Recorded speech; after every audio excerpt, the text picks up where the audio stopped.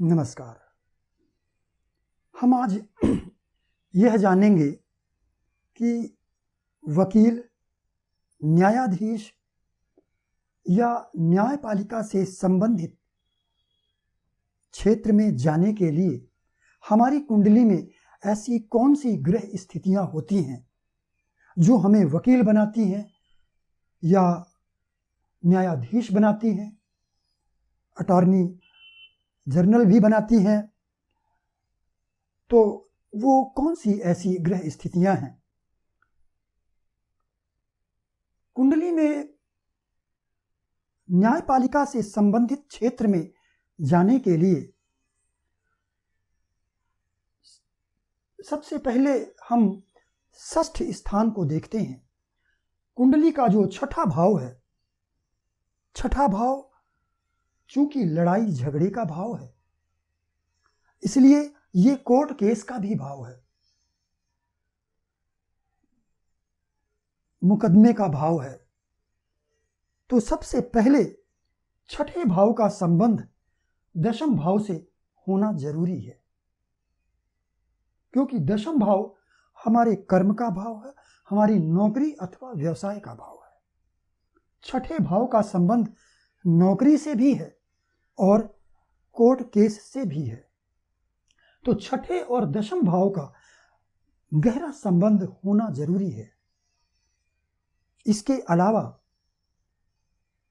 वकील या जज, इन लोगों के लिए एक शर्त होती है कि ये एक वकील वही बनता है जो एक अच्छा वक्ता होता है, जिसमें बोलने का गुण अच्छा होता है, वही इस क्षेत्र में जा सकता है। तो फिर द्वितीय भाव हमारी वाणी का भाव है, इसलिए द्वितीय भाव का संबंध भी छठे और दशम भाव से होना जरूरी है। इसके अलावा चूंकि ये कोर्ट केस है से संबंधित कार्य है, तो इसमें न्याय की भी बहुत महत्वपूर्ण भूमिका होती है। तो न्याय के लिए हम नवम भाव को देखते हैं।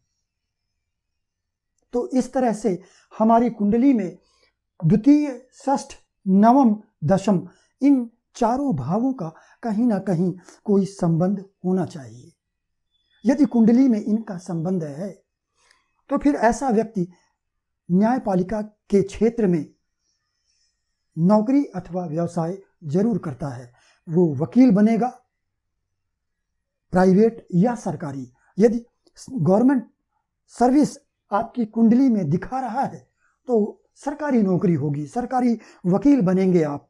और यदि गवर्नमेंट सर्विस नहीं है तो प्राइवेट वकील बनेंगे आप। इसके अलावा जज भी बन सकते हैं। यदि कुंडली में ये योग उपस्थित हैं और प्रबल योग हैं तो फिर जज भी बन सकते हैं। इसके अलावा पंचम भाव का संबंध दशम भाव से होना जरूरी है। पंचम भाव का संबंध दशम से इसलिए, कुछ ऐसी नौकरियां होती हैं, कुछ ऐसे कार्य होते हैं। पंचम भाव चूंकि शिक्षा का भाव है, तो पंचम भाव का संबंध दशम भाव से जुड़ना जरूरी है। जैसे डॉक्टर, इंजीनियर, वकील, सीए, ये कुछ ऐसे कार्य हैं जहां शिक्षा का नौकरी या व्यवसाय से सीधा संबंध है। अन्यथा तो लोग शिक्षा कुछ और ग्रहण करते हैं, नौकरी या व्यवसाय कुछ और करते हैं। लेकिन कुछ ऐसी नौकरियां हैं, कुछ ऐसे कार्य हैं जहां शिक्षा का सीधा संबंध है। तो चूंकि ये वकालत का जो पेशा है और ये जो जज का जो पेशा है, जो कार्य है, इसका सीधा संबंध शिक्षा से है, क्योंकि वही व्यक्ति वकील या जज बन सकता है जो LLB या LLM किया हुआ हो। तो यहाँ पर क्योंकि शिक्षा का सीधा संबंध है, अतः पंचमेश और दशमेश का संबंध होना चाहिए। तो इस तरह से नौकरी के लिए, इस क्षेत्र विशेष में जाने के लिए द्वितीय, षष्ठ, नवम, दशम का संबंध होना जरूरी है और फिर पंचम से दशम का संबंध होना भी जरूरी है। ऐसा व्यक्ति वकील या जज बनता है। अब इसके अलावा फिर अनुकूल दशा, अंत में अनुकूल दशा होनी बहुत जरूरी है। ये कुंडली एक लड़की की कुंडली है जिसने मुझे लगभग 1-1.5 महीने पहले मुझसे सवाल किया था कि मैं जज की परीक्षा देना चाहती हूँ, मैं जज बनना चाहती हूँ और मैं ये परीक्षा देना चाहती हूँ, तो क्या मुझे सफलता मिलेगी? मैंने ये कुंडली देखी थी और उन्हें बताया था कि हाँ, आपको सफलता मिलेगी और 100% मिलेगी। उन्होंने पेपर दिया और उस पेपर का रिजल्ट आया और वो क्लियर हो गया, वो सफल हो गई। इसके बाद दोबारा वो 17 अगस्त को आती हैं और 17 अगस्त को उन्होंने मुझे बताया कि मेरा पेपर क्लियर हो गया है। अब उन्होंने मुझसे ये पूछा कि 15 सितंबर को इंटरव्यू है, क्या इंटरव्यू में निकाल पाऊंगी?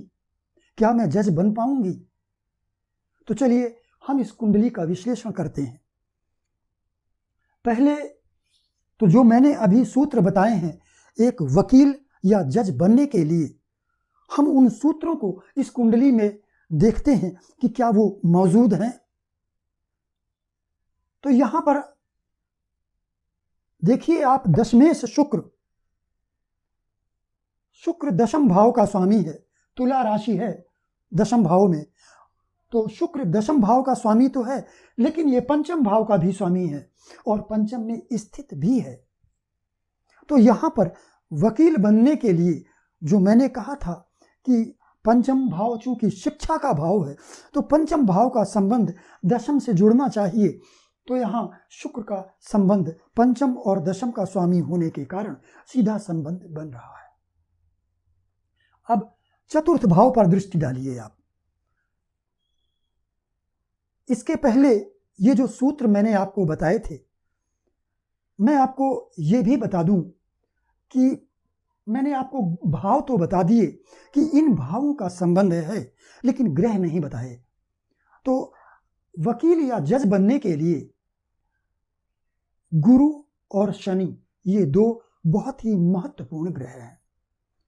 गुरु इसलिए कि गुरु न्याय का कारक है और ये क्षेत्र चूंकि न्यायपालिका का क्षेत्र है, यहां लोग न्याय के लिए आते हैं, यहां लोगों को न्याय मिलता है। तो गुरु न्याय का कारक है। काल पुरुष की कुंडली में गुरु नवम भाव का स्वामी बनता है, तो यहां गुरु न्याय का कारक है, इसलिए गुरु को सर्वप्रथम देखना जरूरी है। दूसरी बात, शनि अपराध का कारक है, शनि विलंब का कारक है, लेकिन शनि अपराध को रोकने का कारक भी है और इसलिए शनि को भी न्यायाधीश कहा जाता है, शनि को भी न्याय का कारक कहा जाता है। काल पुरुष की कुंडली में शनि कर्म भाव का स्वामी बनता है। तो गुरु और शनि इन दोनों को ही न्याय का कारक कहा जाता है। तो यदि आपकी कुंडली में गुरु और शनि दोनों संयुक्त हो, या फिर दोनों का दृष्टि परिवर्तन हो रहा हो, या दोनों एक दूसरे से राशि परिवर्तन कर रहे हों, और गुरु शनि का संबंध यदि दशम भाव से बन रहा हो, छठे भाव से बन रहा हो, द्वितीय भाव से बन रहा हो, यानी व्यक्ति की नौकरी या व्यवसाय को बताने वाले ग्रह, प्रभावित करने वाले ग्रह यदि गुरु और शनि हैं और ये दोनों आपस में संयुक्त हैं, युति है इनकी, तो ऐसा व्यक्ति वकील या जज जरूर बनता है। तो सबसे पहली शर्त है गुरु और शनि का संबंध होना। इसके बाद बुध, बुध बुद्धि का कारक है। बुध लेखा जोखा रखने वाला ग्रह है, रिकॉर्ड रखने वाला ग्रह है। वकालत के पेशे में बहुत सारे रिकॉर्ड रखने पड़ते हैं। सुप्रीम कोर्ट ने जो जजमेंट पूर्व में दिए हैं उनका भी रिकॉर्ड रखना होता है। तो बुध लेखा जोखा का कारक है, रिकॉर्ड का कारक है बुध, इसलिए। दूसरी बात, बुध बुद्धि का कारक है। तीसरी बात, बुध एक तार्किक ग्रह है। कब किस सूत्र को कहां पर फिट करना है, उस केस के संदर्भ में क्या कहना है, कौन से तर्क देने हैं, ये बुध का कार्य है। तो इसलिए बुध यहां पर जरूरी है। इसके अलावा मंगल भी एक तार्किक ग्रह है, लेकिन गुरु शनि बुध ये बहुत जरूरी है। इसके बाद मंगल, उसका भी संबंध, चूंकि वह एक तार्किक ग्रह है तो उसका भी संबंध ऐसे कार्य से है। इसके अलावा शुक्र भी ऐसा ग्रह है जो वकील या वकालत के पेशे में ले जाता है। तो यहां पर मुख्य ग्रह, अब हम देखते हैं चतुर्थ भाव में। पहले तो आप ये देखिए कि छठे भाव का स्वामी बुध है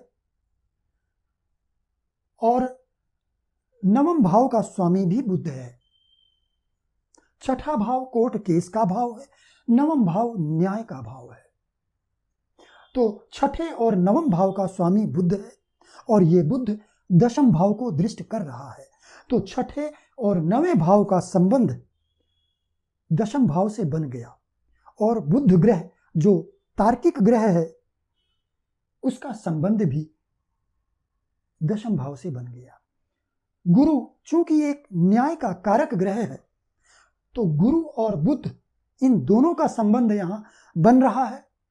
गुरु का संबंध शनि से भी बन रहा है क्योंकि गुरु की दृष्टि शनि पर है और शनि गुरु की राशि में भी स्थित है। तो इस तरह से गुरु और शनि का संबंध भी बन रहा है, गुरु और बुध का संबंध भी बन रहा है। और जैसा कि मैंने कहा कि इस पेशे में रिकॉर्ड रखना, उनको व्यवस्थित करना, पुराने रिकॉर्ड खंगालना, पुराने जजमेंट निकालना, इनका कार्य भी होता है। तो वो तृतीय भाव से संबंधित कार्य है। ये लेखा जोखा रखना या रिकॉर्ड रखना, ये सब तृतीय भाव का कार्य है और यहां पर गुरु तृतीय भाव का स्वामी है। तो इस तरह से तृतीय भाव भी जुड़ गया और चूंकि शनि द्वितीय भाव का स्वामी है और शनि का संबंध गुरु से बन रहा है, गुरु की दृष्टि शनि पर पड़ रही है। गुरु को वागीश कहा जाता है। वाणी का कारक बुध है लेकिन दूसरा कारक गुरु को भी कहा जाता है, गुरु को वागीश कहा जाता है और इस गुरु की दृष्टि शनि पर है, यानी द्वितीयेश पर, द्वितीय भाव के स्वामी पर। तो इस तरह से गुरु का संबंध, बुध का संबंध शनि से भी बन रहा है। तो यहां पर द्वितीय लग्न का स्वामी शनि है, तो लग्न द्वितीयेश, षष्ठेश, नवमेश और तृतीयेश गुरु का संबंध यहां सभी का दशम भाव से बन रहा है। तो इस तरह से यहां पर यह कहा जा सकता है कि ऐसा व्यक्ति न्यायपालिका के क्षेत्र में जा सकता है, वकील या न्यायाधीश बन सकता है। अभी 2 दिनों पहले ही मैंने प्रशासनिक सेवा के संबंध में IAS, IPS के संबंध में भी मैंने योग बताए हैं। वहां भी देखिए, यहां अष्टम भाव का स्वामी और नवम भाव के स्वामी का संबंध यहां बन रहा है।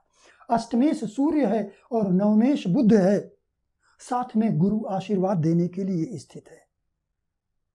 यहां पर अष्टमेश सूर्य और नवमेश बुध चतुर्थ भाव में स्थित है और ये सूर्य अपनी उच्च राशि में स्थित है और ये सभी ग्रह दशम भाव को दृष्ट करते हैं।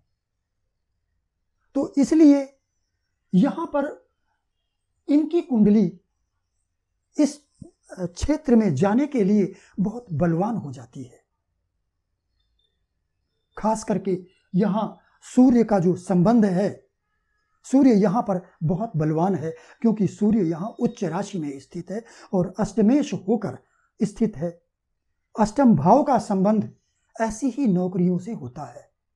उच्च स्तर की जो नौकरियां हैं उनसे अष्टम भाव का बहुत गहरा संबंध है। यदि अष्टमेश, नवमेश और दशमेश का संबंध बन रहा है तो फिर ऐसे व्यक्ति को एक अच्छी पदवी प्राप्त होती है। तो इस तरह से हमने यहां पर यह देखा कि ये इस क्षेत्र में जा सकती हैं और जज की पोस्ट के लिए ये क्वालिफाई कर सकती हैं। इसके बाद इन्होंने जो मुझे समय बताया था कि इस समय मेरा एग्जाम है, तो मैंने दशा देखी और मैंने इन्हें बताया कि हाँ, इस समय आप यदि एग्जाम है तो आप 100% आप सफल होंगी। तो जब इन्होंने मुझसे सवाल किया था उस समय शनि की महादशा में सूर्य की अंतर्दशा चल रही थी, अब भी चल रही है सूर्य की अंतर्दशा, और शुक्र की प्रत्यंतर दशा थी। शुक्र 4 जुलाई से 1 सितंबर तक है। शुक्र जो दशमेश है और पंचम भाव में स्वराशि में स्थित है, यहां शुक्र भी बलवान है। ये कुंडली यहां पर देखिए, लग्नेश शनि द्वादश भाव में है लेकिन वक्री है। वक्री होने के कारण ग्रह बलवान हो जाता है। तो शनि द्वादश भाव में है लेकिन बलवान है, और ये शनि अपनी कुंभ राशि को दृष्ट करता है, इसलिए भी ये शनि बलवान है। शनि चूंकि वक्री है, वक्री होने के कारण ये वृश्चिक राशि से भी फल देगा, तो वृश्चिक से ये मकर राशि को दृष्ट करता है, और इसलिए यहां पर इसकी मकर और कुंभ दोनों ही राशियां बलवान हो जाती हैं। और जब दोनों राशियां बलवान हो रही हैं तो स्वाभाविक सी बात है कि राशियों का स्वामी भी बलवान होगा। तो यहां पर लग्न और लग्नेश बलवान है।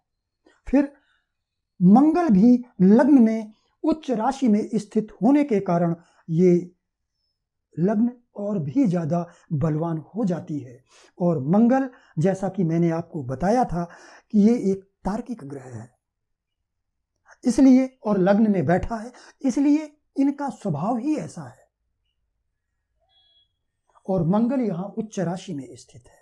तो ये कुंडली का लग्न आपने देखा, पंचम भाव आपने देखा कि पंचमेश शुक्र स्वयं ही अपनी राशि में विराजमान है और किसी भी क्रूर या पापी ग्रह की दृष्टि नहीं है, अर्थात ये शुक्र भी बलवान है, पंचम भाव भी बलवान है। इसके बाद नवम भाव, ये त्रिकोण भाव की मैं बात कर रहा हूं। यदि आपकी कुंडली में ये त्रिकोण बलवान है और केंद्र बलवान है तो वो कुंडली बहुत मजबूत हो जाती है। तो यहां पर मैं त्रिकोण की बात कर रहा हूं। तो नवम भाव का स्वामी बुध, वह भी चतुर्थ भाव में है। ये अस्त है, लेकिन बुध सूर्य के हमेशा ही नजदीक होता है। 65-70% कुंडलियों में बुध अस्त ही होता है, इसलिए बुध को अस्त होने का ज्यादा दोष नहीं लगता है। थोड़ा दुर्बल जरूर होता है लेकिन ज्यादा नहीं। और ये बुध नवांश कुंडली में अपनी ही राशि में चला गया है, तो इसलिए अपनी राशि में जाने के कारण इसमें थोड़ा बल आ गया है। तो यहां बुध ज्यादा कमजोर नहीं है। तो इस तरह से, और इस नवम भाव में, तो इस तरह से यहां पर नवम भाव, पंचम भाव और लग्न, ये तीनों त्रिकोण बलवान हो जाते हैं। पंचम भाव पूर्व जन्म के संचित कर्मों का भाव है, और उन संचित कर्मों के भाव का प्रतिफल का भाव नवम भाव है, यानी कर्म का फल, कर्म के फल का भाग्य भाव नवम भाव है, इसलिए इसे भाग्य भाव कहा जाता है। तो यदि आपका पंचम भाव यानी पूर्व जन्म कि संचित कर्म का भाव अच्छा है, बलवान है। इसका अर्थ यह है कि आप पूर्व जन्म से ही भाग्य लेकर आए हैं, अच्छी भाग्य लेकर आए हैं। नवम भाव वर्तमान जन्म का भाग्य भाव है। तो यदि नवम भाव भी अच्छा है, बलवान है, तो इसका सीधा सा अर्थ यह है कि आप जीवन में जो भी कार्य करेंगे, जिस दिशा में भी जाएंगे, उस दिशा में आपको सफलता प्राप्त होगी। इसलिए यहां पर मैंने इन 3 त्रिकोणों का यहां पर मैंने आपको चर्चा की, बताया आपको त्रिकोण के संबंध में। तो इसलिए मैंने इन्हें कहा कि हाँ, आप निश्चित रूप से सफल होंगी। अब दशा में आते हैं। तो जब इन्होंने मुझसे सवाल किया था तो सूर्य की अंतर्दशा थी और शुक्र की प्रत्यंतर दशा थी। सूर्य के बारे में आप देख चुके हैं। सूर्य यहाँ अपनी उच्च राशि में स्थित है। ये सूर्य यहाँ छठे भाव में स्थित है और ये छठा भाव नौकरी का भाव है। लग्नेश शनि के साथ स्थित है और भाग्येश बुध के साथ स्थित है। ये सूर्य, अगर हम दशमांश कुंडली देखते हैं तो दशांश कुंडली में यह सूर्य दशम भाव में स्थित है। और शुक्र की प्रत्यंतर दशा थी। शुक्र यहाँ दशमेश है, पंचमेश है और अपनी ही राशि में बलवान होकर स्थित है। ये शुक्र नवांश कुंडली में सप्तम भाव में चंद्रमा की राशि में है। सप्तम भाव पद प्राप्ति का भाव है। दशांश कुंडली में ये शुक्र सिंह राशि में द्वादश भाव में है, लेकिन ये यहाँ पर द्वितीय भाव और भाग्य भाव का स्वामी बन गया है। और इसलिए मैंने इन्हें कहा कि 100% आप सफल होंगी। तो इन्होंने एग्जाम दिया और उस एग्जाम में ये सफल हो गई। अब इनका सवाल ये है कि 15 सितंबर को जो इंटरव्यू है, तो क्या उस इंटरव्यू में मुझे सफलता मिलेगी? तो चलिए आगे देखते हैं। 15 सितंबर इन्होंने बताया है। सूर्य की अंतर्दशा 1 सितंबर को समाप्त हो जाएगी, चंद्रमा की अंतर्दशा शुरू होगी और प्रत्यंतर दशा भी चंद्रमा की ही रहेगी, क्योंकि चंद्रमा 19 अक्टूबर तक है। तो अंतर्दशा भी चंद्रमा की और प्रत्यंतर दशा भी चंद्रमा की। तो अब चंद्रमा के बारे में देखते हैं कि क्या ये सफलता इन्हें मिलेगी इंटरव्यू में। चंद्रमा सप्तम भाव का स्वामी है। सप्तम भाव पद प्राप्ति का भाव है। ये चंद्रमा छठे भाव में स्थित है। छठा भाव प्रतियोगिता का भाव है। ये चंद्रमा 14 अंश का है, यानी बलवान है। ये चंद्रमा शुक्ल पक्ष का है। सूर्य यहां 8 डिग्री का है और चंद्रमा यहां 14 डिग्री का है। अंतर क्या हुआ? 22 अंश यहां से आगे बढ़ा, 30 अंश ये, यानी 52 और 14, 52 4 56 10 66 -8, तो ये लगभग 58 डिग्री 58 डिग्री सूर्य से आगे बढ़ चुका है। इसका मतलब यह है कि यह शुक्ल पक्ष की पंचमी तिथि का और अंतिम क्षणों में है, षष्ठी तिथि में जाने वाला है। इसलिए ये चंद्रमा पक्ष बल से भी बली है। तो पक्ष बल से बली भी है, अंशों से भी ठीक है, 14 अंश का है, प्रतियोगिता के भाव में स्थित है और ये पद प्राप्ति के भाव का स्वामी भी है। अब इस चंद्रमा को हम नवांश कुंडली में देखते हैं। ये चंद्रमा राहु के नक्षत्र में स्थित है और राहु द्वितीय भाव में है।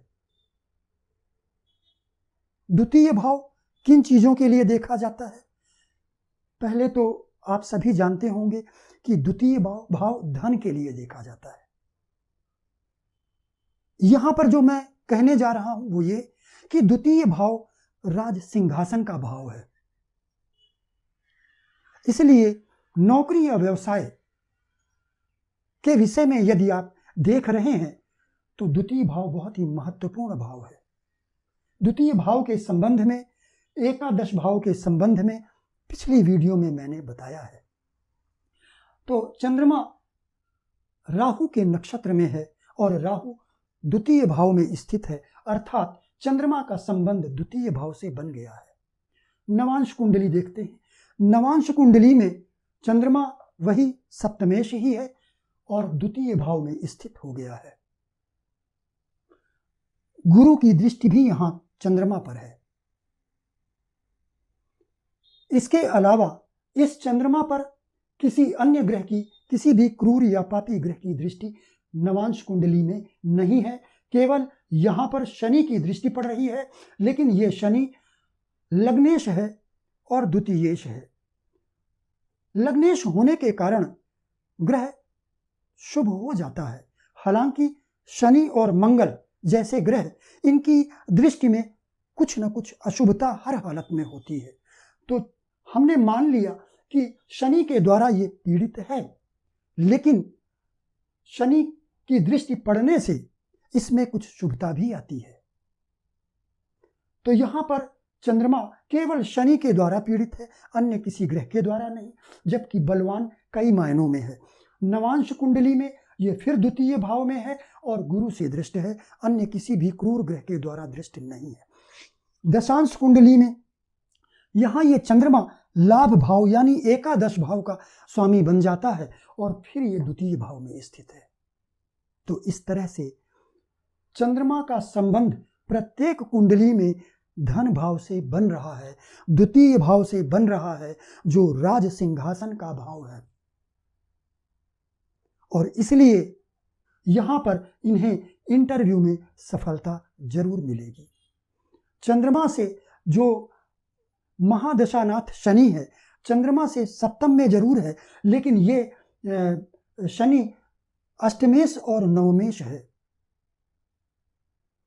अष्टमेश नवमेश होकर सप्तम स्थान में स्थित है और चंद्रमा से चंद्रमा द्वितीयेश है, द्वितीय भाव का स्वामी है। यहां फिर से द्वितीय भाव आ रहा है। तो इसलिए इन्हें इंटरव्यू में सफलता निश्चित रूप से मिलेगी, जो 15 सितंबर को इनका इंटरव्यू है। इसके बाद इनका जो रिजल्ट है, रिजल्ट आने में कुछ समय तो लगेगा। तो चंद्रमा में जो मंगल की प्रत्यंतर दशा आएगी 19 अक्टूबर के बाद, चंद्रमा में मंगल की प्रत्यंतर दशा संभवतः उस समय इनका रिजल्ट आएगा और वो रिजल्ट ये 100% पास हो जाएंगी। इन्हें वो पोस्ट, जज की पोस्ट मिल जाएगी। मंगल के बारे में आप देखिए कि मंगल लग्न में स्थित है, चतुर्थेश और एकादशेश है, और लग्न में स्थित है, उच्च राशि में स्थित है, अपनी मेष राशि को दृष्ट करता है। ये मंगल नवांश कुंडली में पंचम भाव में स्थित है और अपनी एकादश भाव में स्थित वृश्चिक राशि को दृष्ट करता है। ये मंगल दशांश कुंडली में शनि के साथ छठे भाव में स्थित है। छठा भाव प्रतियोगिता का भाव है, छठा भाव नौकरी का भाव है और शनि नौकरी का कारक भी है। तो इस तरह से इन्हें मैंने यह बताया है कि आप निश्चित रूप से सफल होंगी और आप जज बनेंगी, 100% बनेंगी। तो आज हमने देखा कि वकील या जज या न्यायपालिका के क्षेत्र में जाने के लिए कौन कौन सी ग्रह स्थितियां, कौन से ग्रह और कौन से भाव जिम्मेदार होते हैं। तो मैंने आपको बताया भाव में द्वितीय, षष्ठ, नवम, दशम का संबंध होना चाहिए, पंचम और दशम का भी होना चाहिए। इसके अलावा गुरु, शनि और बुध, ये 3 ऐसे ग्रह हैं, यदि ये आपस में संबंधित हैं, इनकी युति है, तो व्यक्ति वकील या न्यायपालिका क्षेत्र में जरूर जाता है, वहां सफल होता है। तो आज के लिए बस इतना ही। नमस्कार।